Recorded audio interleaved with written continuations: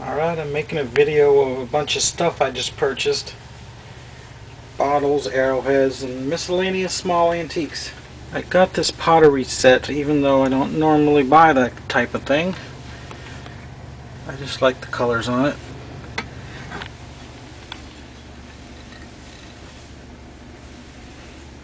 I'm not familiar with this company either, but I'm sure it's worth more than the $7 I paid for it.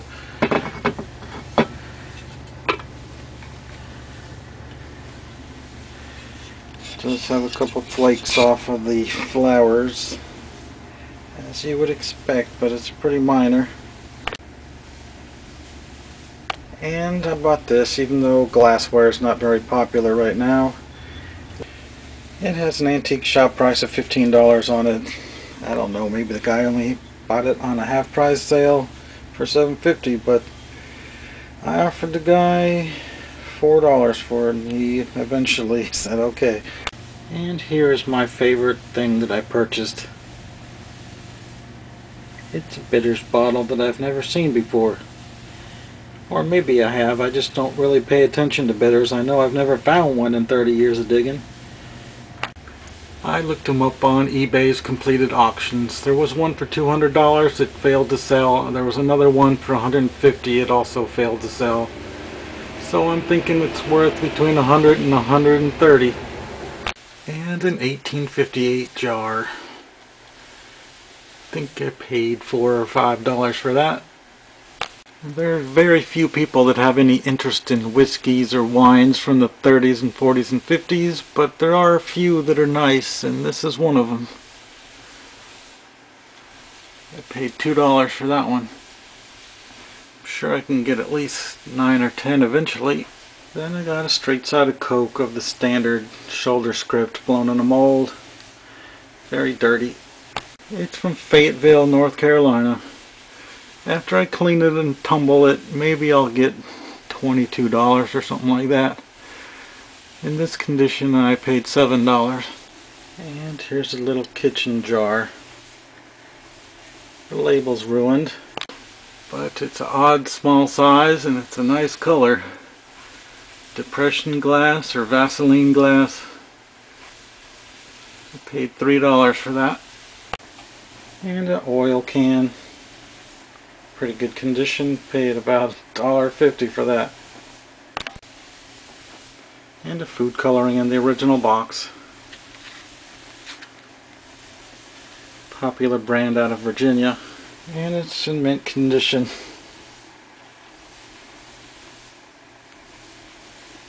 Perfect condition. Of course it's not super old, probably 1942. And then a tin from the same company. The guy told me he had a bunch more. Of course, a number of antique dealers got there ahead of me and got the best stuff, but I think I paid about $3 for this one. I love the strap-sided flasks like a lot of the serious collectors do. And this one is a very unusual quarter of a pint. So for a few dollars I thought I'd pick that one up. And this one, it's not really a flask, it's an extract, but it's in the shape of a flask. I only paid $1 for that one. So in this one room I had set aside a number of bottles on the floor, and it was just me and this guy, and some other guy came over and went into that room and promptly kicked this bottle into this jug, and both of them broke. Neither of them realized it, but I could tell from the sound. And I went back into that room later and saw that this bottle, which is possibly 200 years old, has a giant piece broken out of it laying by the side. And I glued it back in there. As you can see, there's a fresh break right there. It's a black glass from 1790 to 1820 or something like that. This jug's probably from the 1860s. And it has this giant fresh circular crack in it now. But I got a good deal on them, so I tried to put this one back because the guy had cracked it, but he pretty much says, oh well, you're gonna have to pay the same price for this group of bottles whether you put those back or not. But since I only paid $33 for those two and that bitters and several others, one of which is this, which I thought was a good bottle. I mean, I couldn't tell if it was a real one or not. I didn't know they reproduced these, but after researching I found out that these are fakes. The real ones are aqua colored and they're usually not sparkling clean like this. But it's very convincing. It's got a rolled lip and it's all whittly and it actually has the real Ponto mark. But since I only paid about $3 or $4 for it, I'm sure I can at least break even. I got another black glass bottle. I usually don't mess with this type of stuff. It's just too old and I like embossed bottles better. But it's definitely between 150 and 200 years old and it was only $5, so. Then I got this jug. He had a number of other jugs that he sold already. But I'm sure this is worth more than what I paid. It's got to be worth probably $30 minimum. Then I got a Dunn, North Carolina Pepsi bottle. They're fairly hard to find. It's a machine-made shoulder script, but the top's sheared off. Probably only paid $3 or $4 for it though. And another mason jar. It's from about 1912, I'd say. Paid probably $2 or $3 for that one. And I saw this glass and I thought, that's pretty dirty. It's Anchor Hawking. It's got that late 50s, early 60s look to it. So I offered him $1 for it. I think it's worth it. Bought a couple big spoons for $1 each. I think this one's made of pewter. It's got that odd ridge on the bottom. Never seen one of these before. Then a big serving spoon. Just a neat thing for $1. He had a bunch of antique photographs going back to the 1850s. I asked him how much he wanted for them later and he said, oh, I don't think I really want to sell them. But then he felt sorry for having me out there and keeping all the good stuff. And so he let me buy this one that I picked out. Just because it has a lady image that's pretty neat and it's got all that beautiful gold. I have no idea what it's worth, but I paid him $4 for that.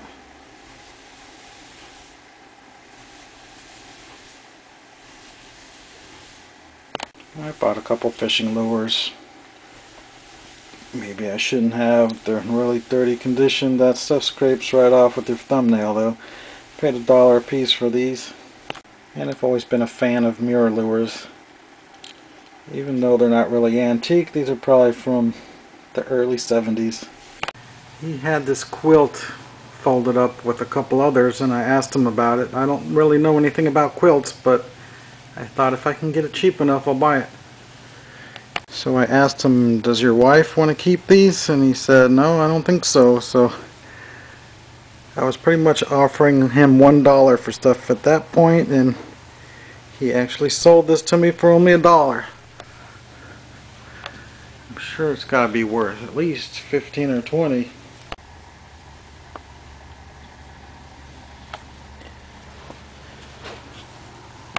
And this, I don't know, I bought this at an antique shop that had a dollar table on it.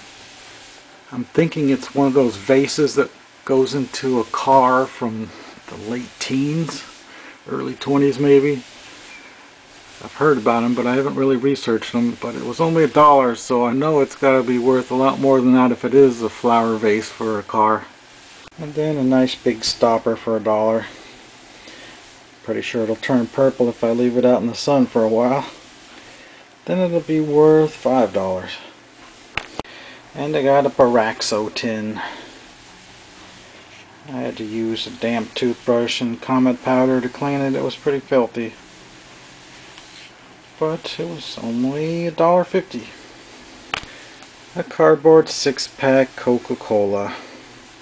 I just thought it was a little bit unusual because it says regular size all over it. I'm assuming 6.5 ounce was the regular size because this looks like about 1964. It was only $1. And I saw this tin. It's got the beautiful tiger image on it. And this side looks sort of antique because it's dirty. But it's really very shiny everywhere else, and I'm pretty sure it's a repro. I know they made real ones way back 100 years ago, but I think they were half the size of this one. For the price, it makes a nice decoration, even if it is a repro from the 70s or early 80s. Paid about $1.50 for that. He had a bunch of these big Diet Cokes, but I only bought one of them. They're just too big and too modern for most people, but I didn't have one in my inventory, so I figured it's good to have a large selection of bottles for sale. I've probably got more than any other shop in America. And this giant tacky bottle that's obviously a reproduced or decorational bottle from late 60s, early 70s. I just kept seeing this on the shelf and thinking, how unusual.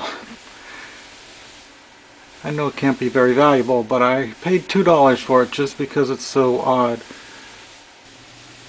I don't know if that's a real antler right there, but it's definitely antique-ish.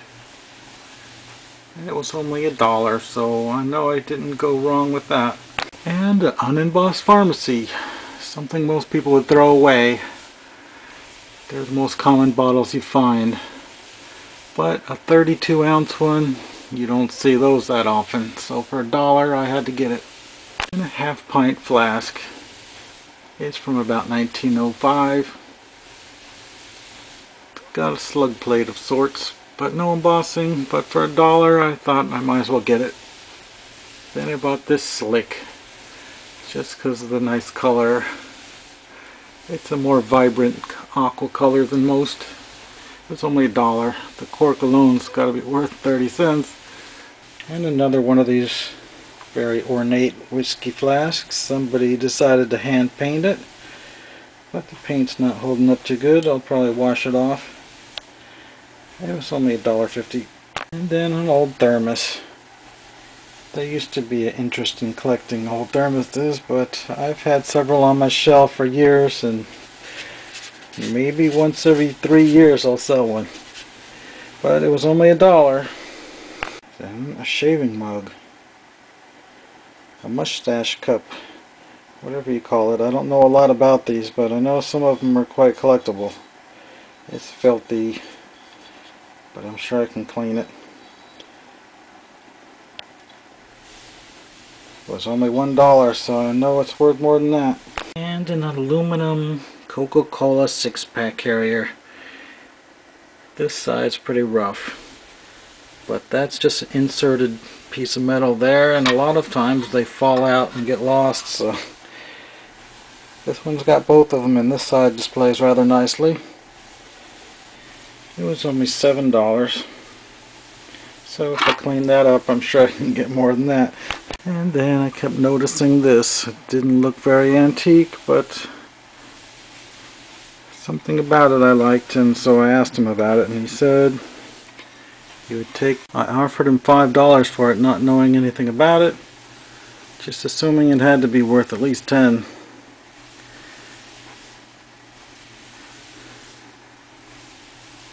Of course, I didn't look at the bottom. Now I see it has a 2003 on it.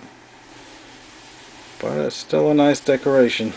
And he had a bunch of board games, which mostly were from the 70s and early 80s. But this one looked noticeably older. It's got an early 50s date on it. So for $1, I thought I can't go wrong with that. And then he had this giant wooden wood plane. I've never had one made out of wood before. He agreed to eventually sell it to me for $10, so I'm figuring it's got to be worth at least $23. It's got the blade in it.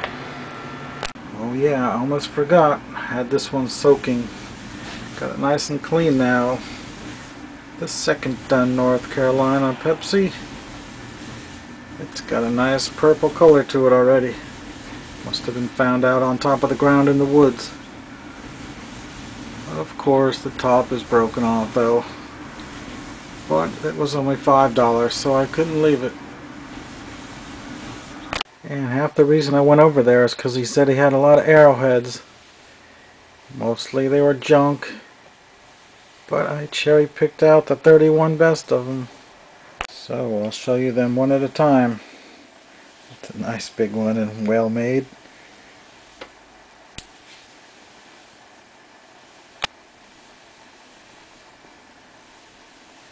It's kind of thick, but it's very well made as far as symmetrical. And we've got one that might be obsidian.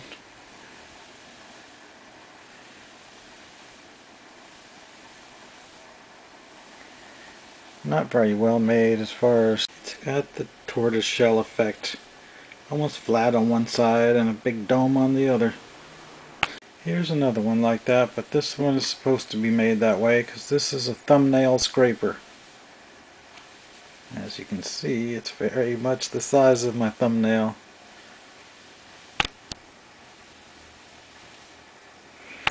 A few of them, the guy put some kind of a clear coat on them, which sort of ruins them, I think, but I'm sure it could be taken off with acetone or something like that. Or maybe they were just such a dull finish that you figured to make them look like they're wet, they might look prettier. I guess I'll just leave them that way. Yeah, I'll just show you all of those that look like they have clear coat on them. But for an average of $1.70 per point, I'm sure I got a good deal. And this one I think is probably a drill. Hold it like that. Drill a hole into some wood. And there's one that looks like a spearhead, but it's a lot smaller.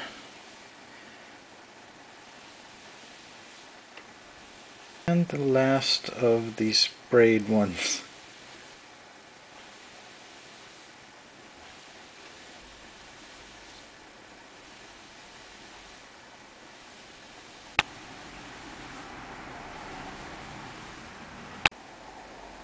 There's a nice one. Kind of bent to the side a bit though.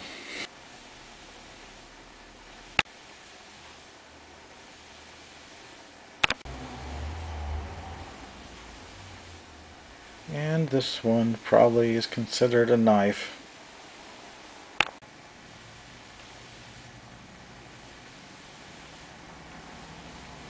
And this one could be a spearhead, but probably really it's a knife.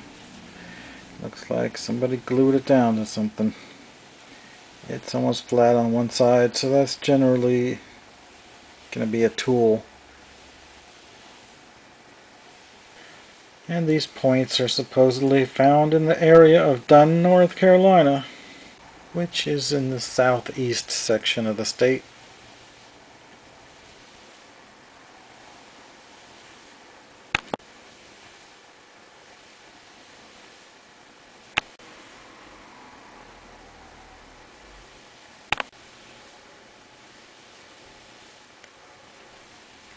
That's a pretty neat one.